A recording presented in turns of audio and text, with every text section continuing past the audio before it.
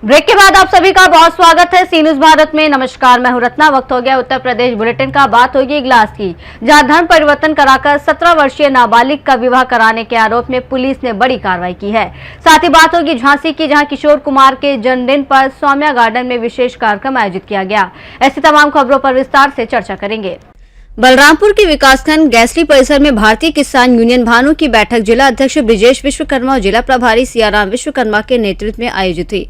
बैठक के बाद किसानों ने मुख्यमंत्री के नाम संबोधित ज्ञापन खंड विकास अधिकारी को सौंपकर यूरिया और खाद की कमी दूर करने, पात्र किसानों को समय पर उर्वरक उपलब्ध कराने, प्रधानमंत्री आवास योजना और राशन कार्ड का लाभ जरूरतमंदों तक पहुंचाने, गैसली लठावर सरकारी अस्पताल में कथित अनियमितताओं की जांच कराने, चौधरी चरण सिंह स्मृति निधि का लाभ लंबे समय से वंचित किसानों को जल्द दिलाने की मांग की।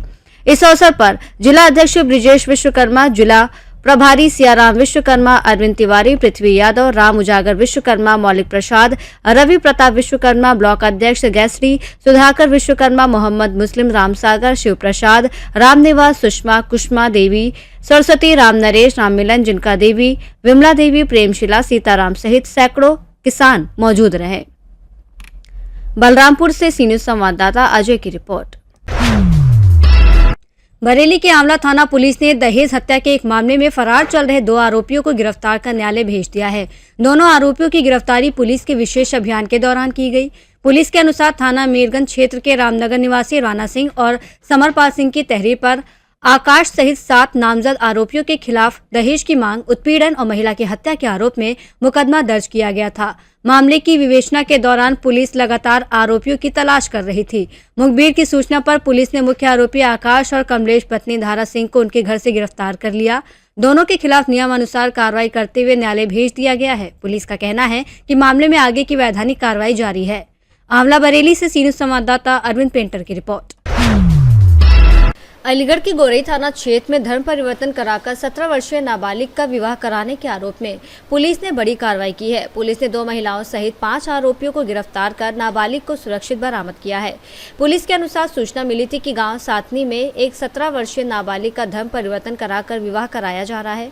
मौके पर पहुंची पुलिस ने नाबालिग को बरामद किया और उसके पास से कथित फर्जी आधार कार्ड भी बरामद किया। इसके बाद 2 महिलाओं समेत 5 आरोपियों को गिरफ्तार कर लिया गया। पीड़िता के परिजनों ने आरोप लगाया कि उनकी बेटी को बहला फुसलाकर ले जाया गया था और उसके साथ लंबे समय से यौन शोषण किया जा रहा था। पुलिस ने सभी आरोपियों के खिलाफ संबंधित धाराओं में मामला दर्ज कर उन्हें न्यायालय में पेश कर दिया है। मामले की विस्तृत जांच जारी है। थाना गोरई की पुलिस को ये सूचना प्राप्त हुई कि ग्राम साथनी में एक किराए के मकान में एक युवक द्वारा धर्म परिवर्तन कराकर एक 17 वर्षीय नाबालिग युवती के साथ निकाह किया जा रहा है। इस सूचना पे तत्काल पुलिस मौके पे पहुंची। पीड़िता को बरामद किया गया। उसके परिजनों से संपर्क किया गया। परिजनों द्वारा यह बताया गया कि वह मूल रूप से तमिलनाडु के रहने वाले हैं एवं वर्तमान समय में दिल्ली सराय काले खां में रहते हैं। वहीं पर अभियुक्त शफीक एवं उसके परिजन रहते हैं। परिजनों द्वारा यह बताया गया कि अभियुक्त शफीक द्वारा पिछले 6 वर्षों से उनकी नाबालिग पुत्री का यौन शोषण किया जा रहा है। वो उसे भगाकर यहाँ लाया था। इस सूचना पर तहरीर प्राप्त की गई। सुसंगत धाराओं में अभियोग पंजीकृत किया गया, जिसमें धर्म परिवर्तन एवं पॉक्सो की धाराओं का समावेश है। इसमें मौके से 5 लोगों क्रमशः शफीक, उसके पिता कोतवाल, उसकी माता आमना, मकान मालिक बानो एवं साथनी मस्जिद के मौलवी मोहम्मद तैयब को हिरासत में लिया गया है। इनको आज माननीय न्यायालय के समक्ष पेश किया जा रहा है। अग्रिम विधिक कार्रवाई प्रचलित है। मौके पर शांति है। इगलास से सी न्यूज संवाददाता इंद्रजीत प्रेमी की रिपोर्ट।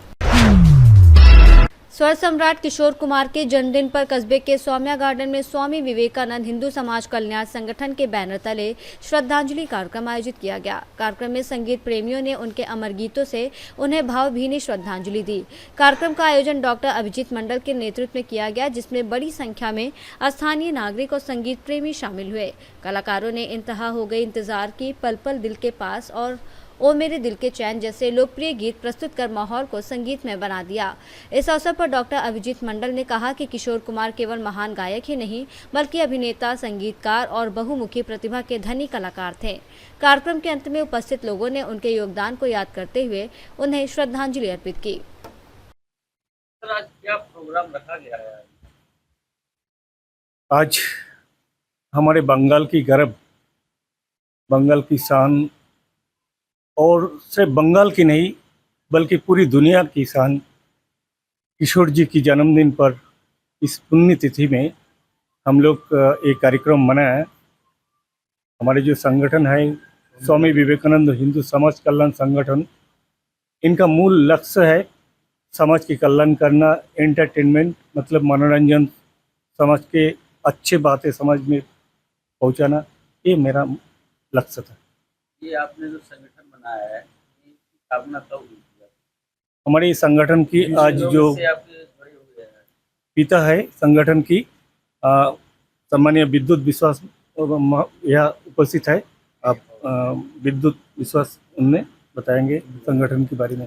बंगाल छोड़ के यूपी एमपी या बाहर की प्रदेश में जो पिछड़ा जो बंगाली है उनके लिए अपन हिंदू बंगाली है उनके लिए अपन काम करते हैं।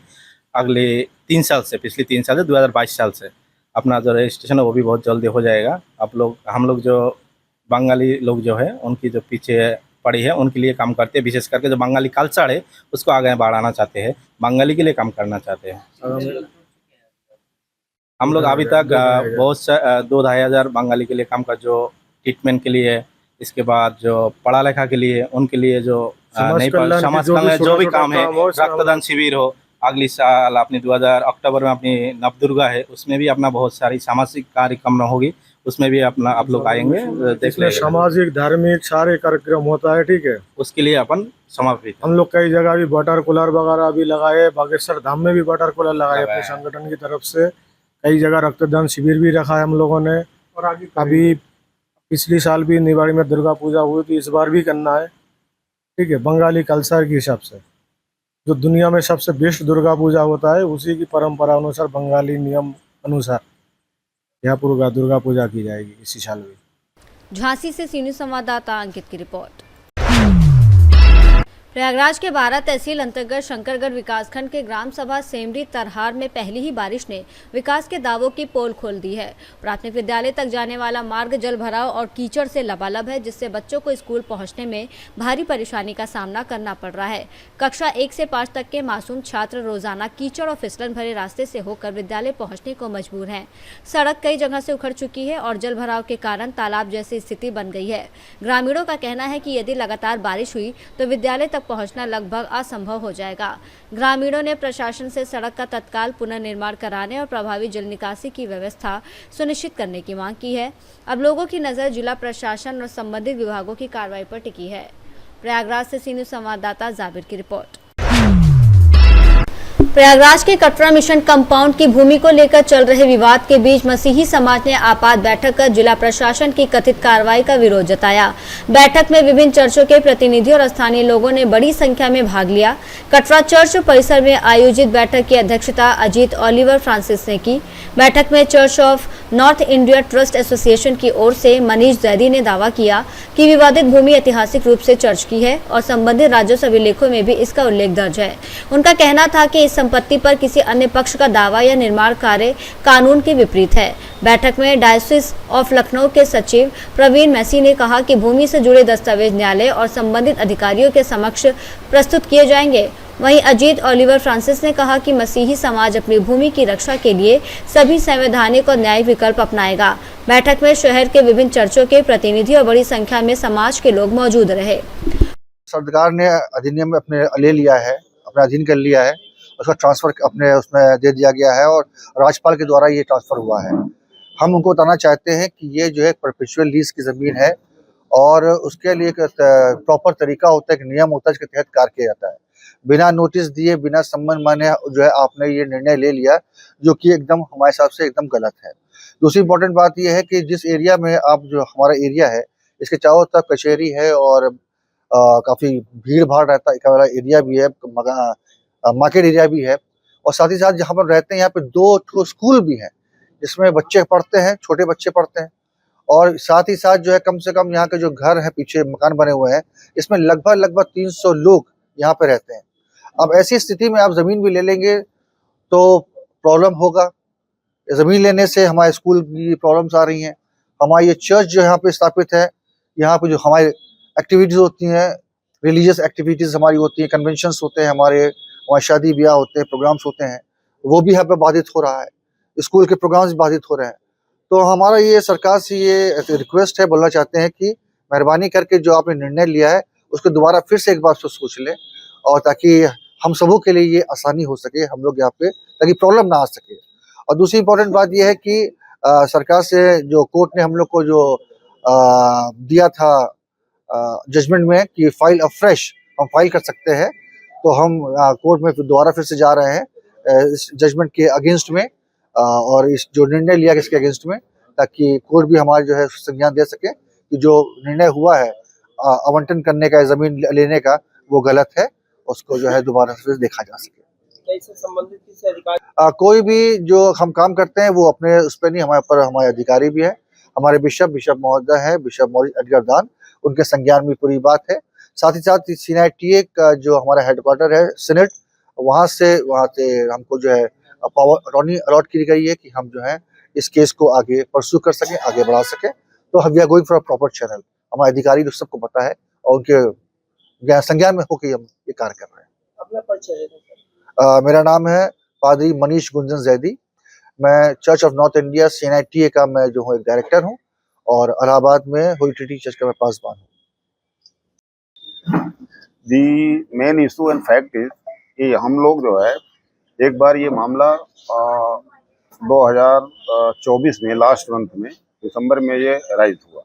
तो एट दैट टाइम कमेटी ने और चर्च कमेटी ने और इसके जो रिप्रेजेंटेटिव हैं लीगल, उन लोगों ने एक पिटीशन फाइल करी। उसमें कुछ टेक्निकल फॉल्ट थी रिप्रेजेंटेशन को लेकर हाई कोर्ट में कि कौन रिट फाइल कर सकता है कौन नहीं। तो उस पर कोर्ट ने ये कहा कि आप इसको विड्रॉ करके अफ्रेश आइए। तो अफ्रेश फाइल करने की प्रोसीडिंग हो गई है, वो फाइल हो रही है। In the mean time, without giving any notice, opportunity of hearing and without following the natural justice, ये गवर्नमेंट ने एक ऑल ऑफ सडन जो है ये डिसीजन ले लिया। उस डिसीजन के संदर्भ में हम लोगों ने इमीडिएटली ऑन 31 पादरी साहब थे, इनके नेतृत्व में एक बड़ा रिप्रेजेंटेशन जो है जिलाधिकारी महोदय के यहाँ गया। जिलाधिकारी महोदय नहीं थे, उनके रिप्रेजेंटेटिव ADM साहब थे। उनको विस्तृत एक रिप्रेजेंटेशन दे करके और उन्होंने तत्काल SDM सदर को, जो इस नजूल या इस तरह की ज़मीनों का देखते हैं प्रबंधन गवर्नमेंट की तरफ से, उस पर रिएक्शन एक्शन लेते हैं, उन्होंने उसको एक्सेप्ट किया और उनको जांच बैठा दी। उसके संदर्भ में हमारे तमाम लीगल एविडेंसेस एंड डॉक्यूमेंट्स जो है उनको प्रोवाइड कराए जा चुके हैं। इस पे एक गवर्नमेंट के लेवल पे एक SDM सदर साहब भी जांच कर रहे हैं। तो हमारा ये कहना है कि ये गवर्नमेंट का डिसीजन जो है, ये अगर सराउंडिंग्स देखें आप, 2 रिनाउंड बच्चों के स्कूल हैं, एक तरफ ये ओल्डेस्ट चर्च है, इसमें तमाम एक्टिविटीज़ होती हैं रिलीजियस से लेकर के और भी स्पेशस एक्टिविटीज़ होती हैं। तो उन सब को देखते हुए अंदर 300 लोगों की फैमिलीज रहती हैं। तो साहब, ये इतने लोगों के बीच में एक जो लैंड है जिसकी इनफैक्ट जो प्रॉपर्टी राइट्स है वो इन लोगों को एविडेंसेस हैं, उसको प्रोड्यूस कर रहे हैं और गवर्नमेंट उसको कंसीडर करेगी। इन द मीन टाइम हम लोग हाई कोर्ट में भी उस ऑर्डर को, जो उन्होंने कहा था ऑफिस आइए, उसको भी चैलेंज कर दिया है। और मुझे दोनों ही चैनलों से उम्मीद है कि बेनिफिट मिलेगा हमको और हमारे जो ग्रीवेंसेस हैं वो रिजॉल्व किए जाएंगे हमारे favour. I am HK Srivastava, advocate, high court and पादरी साहब और स्कूल्स की तरफ से मैं लोकल लेवल पे इसको हैंडल कर। आप लोगों को आपका अभिनंदन करता हूं, और जैसा कि अभी मैंने आप लोगों को बताया कि कुछ कारणवश के एक अहम शख्स की मदर की डेथ हो गई, उसी में सब लोग चले गए। और बस मैं इतना भी कहना चाहता हूं कि जो ये हमारी कटरा चर्च कंपाउंड में जो फील्ड है, ये बहुत पुरानी ऐतिहासिक फील्ड है। और सामने मेरी लूकस स्कूल एंड कॉलेज है और इस साइड पे bishop Johnson extension Katra branch है। और बहुत पुरानी यहाँ ये बस्ती है, यहाँ कम से कम 70-80 लोग रहते हैं, परिवार रहते हैं। और ये 150 साल से ऊपर का चर्च है। सामने की प्रॉपर्टी, जो सामने की फील्ड है,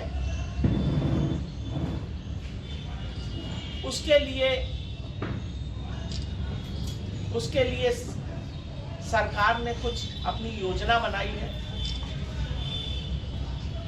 मैं विनती करता हूं, मैं निवेदन करता हूं कि इस फील्ड पर जो सरकार योजना अपनी बना रही है, उस पर थोड़ा सा ध्यान दें कि हमारे बच्चे, हमारे स्कूल के बच्चे, हमारे स्कूल के बच्चे, मेरी लूकस के स्कूल के बच्चे, बिशप जॉनसन के बच्चे और पूरी बस्ती के लोगों का यहाँ सब कार्यक्रम होता है, स्कूल का कार्यक्रम होता है, बहुत सी चीजें होती हैं।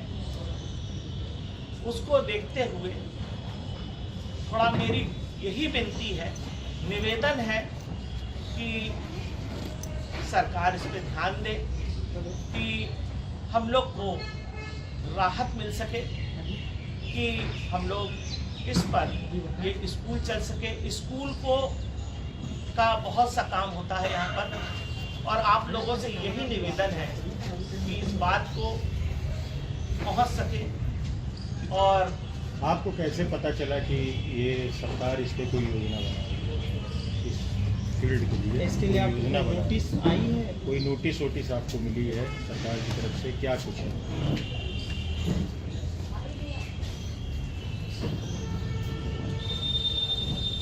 सर बहुत पहले पेपर पब्लिकेशन नहीं, सरकार की तरफ से आपको कोई नोटिस प्रयागराज से सीनू संवाददाता जाबिर की रिपोर्ट।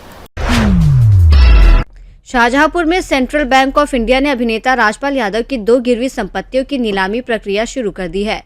बैंक के अनुसार फिल्म अता पता लापता के निर्माण के लिए गए 16.61 करोड़ रुपए के ऋण की वसूली के तहत शहर स्थित मकान और गांव की कृषि भूमि मकान पर नीलामी नोटिस चस्पा किया गया है। इन संपत्तियों का आरक्षित मूल्य 3.19 करोड़ रुपए तय किया गया है और इनकी ऑनलाइन नीलामी 9 सितंबर 2026 को होगी। बैंक का कहना है कि ऋण के लिए उनकी पत्नी राधा यादव और मां गोदावरी यादव की संपत्तियां भी गिरवी रखी गई थीं, जबकि मुंबई स्थित अन्य संपत्तियों पर भी वसूली की कार्रवाई जारी है।